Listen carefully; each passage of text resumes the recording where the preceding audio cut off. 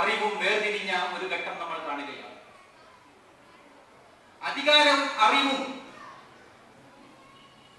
മസ്ജിദിന്റെ മെഹ്റാബുകൾക്ക് സമീപത്ത്, മസ്ജിദിലെ മിമ്പറുകൾക്ക് മുകളിൽ സമ്മേളിച്ച ഖിലാഫത്തിന്റെ നാളുകൾക്ക് ശേഷം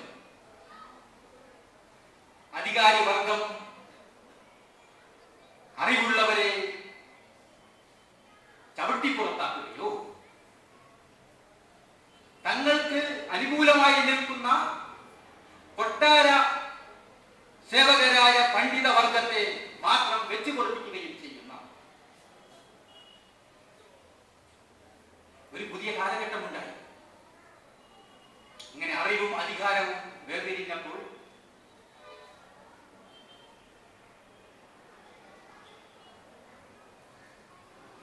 അതിക്രമികളായ ഭരണാധികാരികളുടെ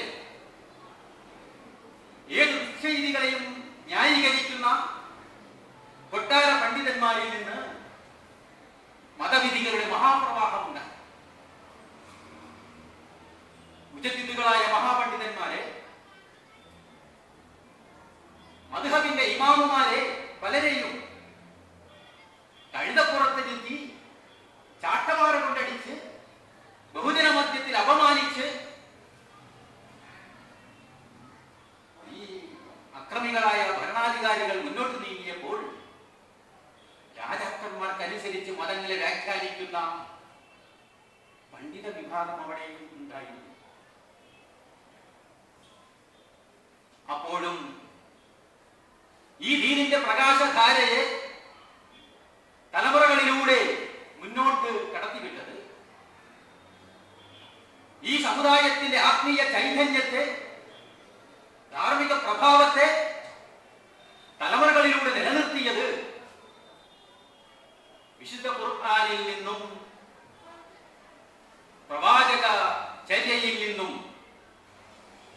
അതിന്റെ സാഹചര്യത്തിൽ സമഗ്രതയിൽ വെളിച്ചം സ്വീകരിച്ച പണ്ഡിതന്മാരായിരുന്നു, അവർക്കൊപ്പം നിന്ന സമുദായമായിരുന്നു.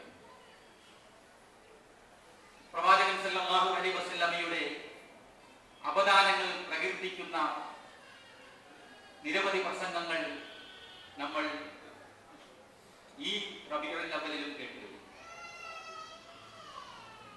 മുസ്ലിം പണ്ഡിതന്മാർക്കും നേതാക്കന്മാർക്കും പുറമെ നബിയെ സംബന്ധിച്ച് ഏതെങ്കിലും ഒരു പുസ്തകം വായിച്ചവരോ ഒന്നും വായിക്കാത്തവരോ ആയിട്ടുള്ള ആളുകളും വേദികളിൽ വന്നിട്ട് പ്രവാചകൻ അതായിരുന്നു ഇതായിരുന്നില്ല എന്ന് ജനങ്ങൾക്ക് മുമ്പിൽ പ്രസംഗിക്കുകയും,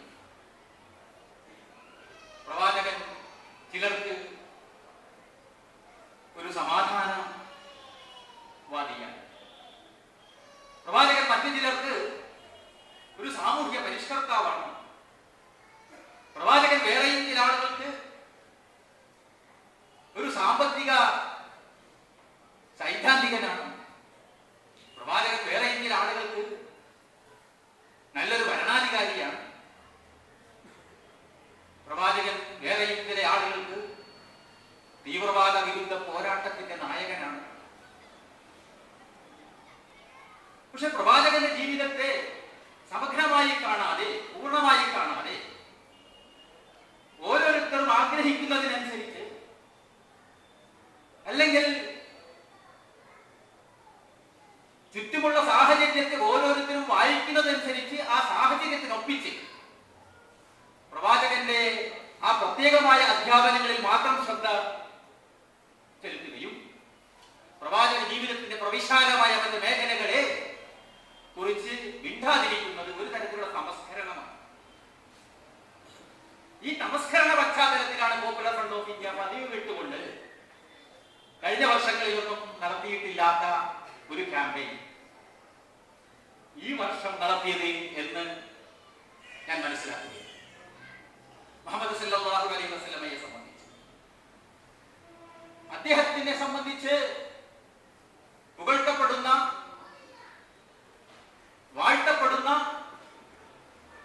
അനവധി ഗുണങ്ങളുണ്ട്.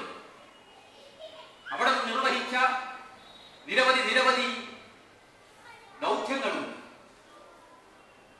പക്ഷെ ഈ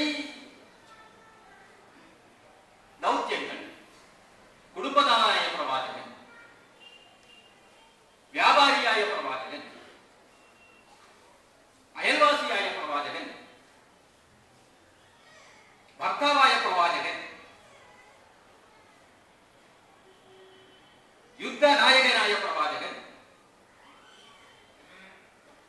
നയതന്ത്രജ്ഞനായ പ്രവാചകൻ, വിധികർത്താവായ പ്രവാചകൻ, ഇതൊക്കെയും ബൃഹത്തായ ആ മഹാജീവിതത്തിന്റെ വ്യത്യസ്ത ഭാവതലങ്ങളാണ്.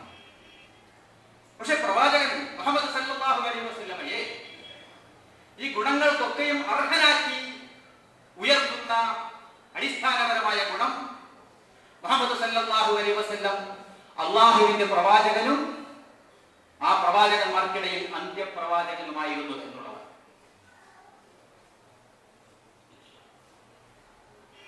ഖുൽ ഇന്നമാ അന ബശറും മിസ്ലുകും യൂഹാ ഇലയ്യ അന്നമാ ഇലാഹുക്കും ഇലാഹും വാഹിദ് ഫമൻ കാന യർജു ലിഖാഅ റബ്ബിഹി ഫൽയഅമൽ അമലൻ സ്വാലിഹൻ വലാ യുശ്രിക് ബിഇബാദത്തി റബ്ബിഹി അഹദ.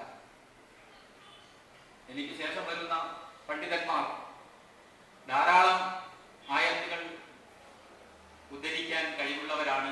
സമയം ഒരുപക്ഷെ അതിന് തടസ്സമായേക്കാം. ഞാൻ നിങ്ങളുടെ മുമ്പാകെ ഉദ്ധരിച്ച ഈ ചെറിയ ഒരായത്ത്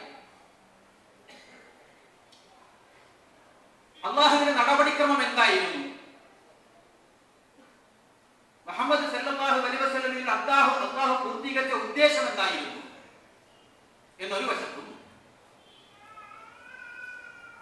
ആ അള്ളാഹുവിന്റെ ഉദ്ദേശം പൂർത്തീകരിക്കുക എന്നുള്ള ആ മാർഗത്തിൽ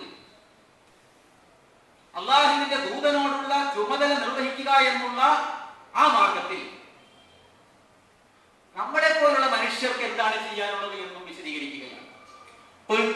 പറയുക, ഇന്നമാ അന ബശറും മിസ്ലുകും, ഞാൻ നിങ്ങളെ പോലുള്ള ഒരു മനുഷ്യൻ. സ്വയം ദൈവം ചമഞ്ഞില്ല, സ്വയം ദേവനാണെന്ന് വാദിച്ചില്ല, മാലാഖയാണെന്ന് അവകാശപ്പെട്ടില്ല, ജനിച്ചു മരിച്ചു പോകുന്ന, കുടുംബബന്ധം പുലർത്തുന്ന, സ്നേഹവും ദുഃഖവും സന്തോഷവും സംതൃപ്തിയും ഒക്കെ തന്നെ പങ്കുവയ്ക്കുന്ന നിങ്ങളെ പോലുള്ള ഒരു മനുഷ്യൻ. പക്ഷെ ആ മനുഷ്യനെ അള്ളാഹുവിന്റെ സൃഷ്ടികളിൽ ഏറ്റവും അത്യുത്കൃഷ്ട സൃഷ്ടിയാക്കി ഉയർത്തുന്നത് ദിവ്യബോധനം നൽകപ്പെട്ടിരിക്കുന്നു എന്ന അടിസ്ഥാനത്തിൽ യൂഹാ ഇലയ്യ. എന്നിട്ട് എന്ത് അടിസ്ഥാന സന്ദേശമാണ് റസൂൽ പറഞ്ഞത്? അന്നമാ ഇലാഹുക്കും ഇലാഹും വാഹിദ്, നിങ്ങളുടെ ആരാധ്യൻ ഒരേ ഒരു ഇലാഹ്, ഒരേ ഒരു ആരാധ്യൻ അല്ലാഹ്. ഫമൻ കാന യർജു ലിഖാഅ റബ്ബിഹി, ആരെങ്കിലും അല്ലാഹുവിന്റെ പ്രതിഫലം അല്ലെങ്കിൽ ആരെങ്കിലും തന്റെ രക്ഷിതാവിനെ കണ്ടുമുട്ടണമെന്ന് ആഗ്രഹിക്കുന്നുണ്ടെങ്കിൽ നമ്മുടെ മുമ്പിൽ ഒരേ ഒരു വഴി മാത്രമേ ഉള്ളൂ. ഒന്ന്, ഫൽയഅമൽ അമലൻ സ്വാലിഹൻ, സൽക്കർമ്മങ്ങൾ നേരായ വഴിയിലൂടെ പ്രവർത്തിക്കുക. ഫലാ യുശ്രിക് ബിഇബാദത്തി റബ്ബിഹി അഹദ, ആരാധനയുടെ കാര്യത്തിൽ ആരെയും പങ്കു ചേർക്കാതിരിക്കുക. ഇതാണ് മനുഷ്യ ചരിത്രത്തിൽ മറ്റു മനുഷ്യരെക്കാൾ ഏറ്റവും ഉയർന്ന അത്യുത്കൃഷ്ടമായ ഒരു പദവിയിലേക്ക് മുഹമ്മദ് മുസ്തഫ സല്ലല്ലാഹു അലൈഹി വസല്ലം ഉയർത്തിവെക്കുന്നത്. നബി സല്ലല്ലാഹു അലൈഹി വസല്ലമയുടെ ജീവിതം നമ്മൾ പരിശോധിക്കുമ്പോൾ ഈ മഹത്തായ ദൗത്യത്തെ ഒരു ആദർശ വിപ്ലവത്തിൽ മാത്രം ഒതുക്കിയ നിലയിലല്ല നമുക്ക് കാണാൻ സാധിക്കുന്നത്. മറിച്ച് അല്ലാഹുവല്ലാത്ത എല്ലാ ഇലാഹുകളെയും നിരാകരിച്ചുകൊണ്ട് അല്ലാഹുവിനെ മാത്രം ആരാധനയുടെയും ആശ്രയത്തിന്റെയും ഒരു അത്താണിയായി, ഏക ഇലാഹായി പ്രതിഷ്ഠിക്കുന്നതിലൂടെ മനുഷ്യൻ വ്യക്തികൾ എന്നുള്ള നിലയിലും സമൂഹത്തിലും അല്ലാഹു ഉണ്ടാക്കി തീർക്കുന്ന അല്ലെങ്കിൽ ലഭിക്കുന്ന ഒരുപാട് ഗുണങ്ങളും സാമൂഹികമായ പ്രതിഫലനങ്ങൾ ഇത് വ്യക്തിയുടെ ആത്മീയ മണ്ഡലത്തിൽ മാത്രം ഒതുങ്ങി നിൽക്കേണ്ടതല്ല. പ്രവാചക സന്ദേശത്തിന്റെ സ്വാധീനം, നേരെ മറിച്ച് പ്രവാചകന്റെ ദൗത്യം ആത്മീയമായി തന്റെ സമൂഹത്തെ ഉദ്ധരിക്കുക എന്നത് മാത്രമായിരുന്നില്ല, ജീവിതത്തിന്റെ മുഴുവൻ മേഖലകളിലും ഒരു അഴിച്ചുപണി നടത്തിക്കൊണ്ട് അനീതിയുടെ സ്ഥാനത്ത് നീതിയും ഇരുട്ടുകളുടെ സ്ഥാനത്ത്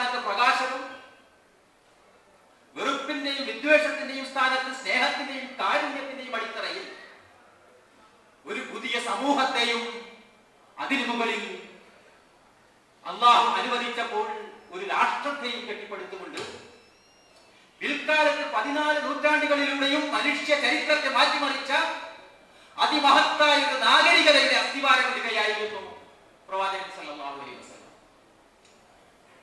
നബി സല്ലല്ലാഹു അലൈഹി വസല്ലമയ്ക്ക് ശേഷമുള്ള 14 നൂറ്റാണ്ടുകാലത്തെ മനുഷ്യ ചരിത്രം എന്നുള്ളത് നബി സല്ലല്ലാഹു അലൈഹി വസല്ലം വരച്ച് കീറി ചാലിട്ട അതേ ചാലിലൂടെ മാത്രമാണ് മുന്നോട്ട് ഒഴുകിയത്. ലഖദ് അർസൽനാ റസൂലനാ ബിൽ ബയ്യിനാതി വഅൻസൽനാ മഅഹുൽ കിതാബ വൽ മീസാന ലിയഖൂമ അൻ-നാസു ബിൽ ഖിസ്ത് വഅൻസൽനാ അൽ-ഹദീദ ഫീഹി ബഅസുൻ ശദീദ് വമനാഫിഉ ലിൻ-നാസ് വലിയഅലമ അല്ലാഹു മൻ യൻസുറുഹു വറസൂലുഹു ബിൽ ഗൈബ് ഇന്നല്ലാഹ ഖവിയ്യുൻ അസീസ്. ഇതായിരുന്നു തന്റെ സമൂഹത്തിൽ നബി സല്ലല്ലാഹു അലൈഹി വസല്ലം നിർവഹിച്ച പങ്ക്. പ്രവാചകന്മാരെ, ദൂതന്മാരെ നാം അയച്ചു. അവരുടെ കൈവശം വ്യക്തമായ ദൃഷ്ടാന്തങ്ങളുമായി അയച്ചു. അല്ലാഹു പറയുകയാണ്,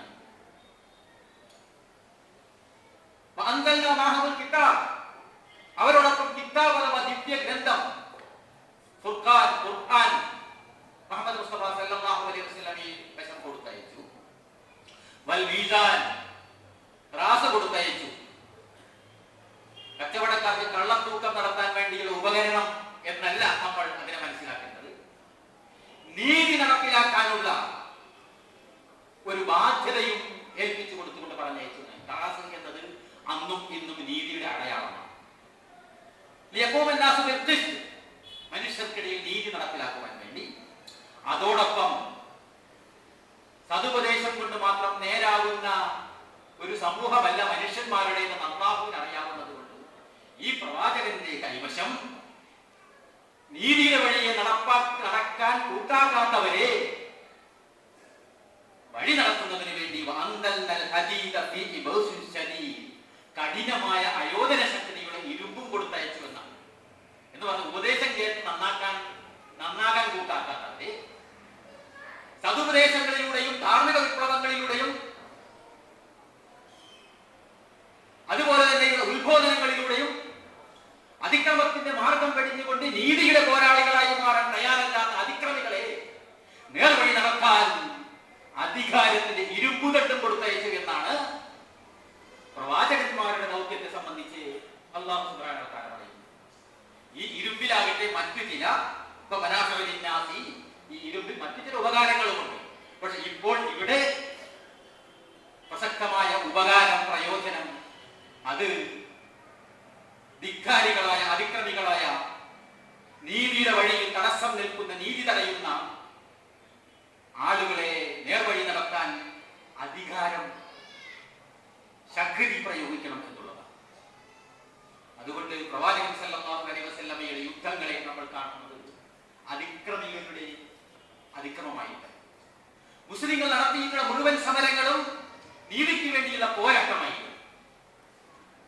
എന്തിനു വേണ്ടിയാണ് ഈ മാർഗം അല്ലാഹു മുസ്ലിങ്ങളുടെ മാർഗമാക്കിയിട്ടുള്ളത്?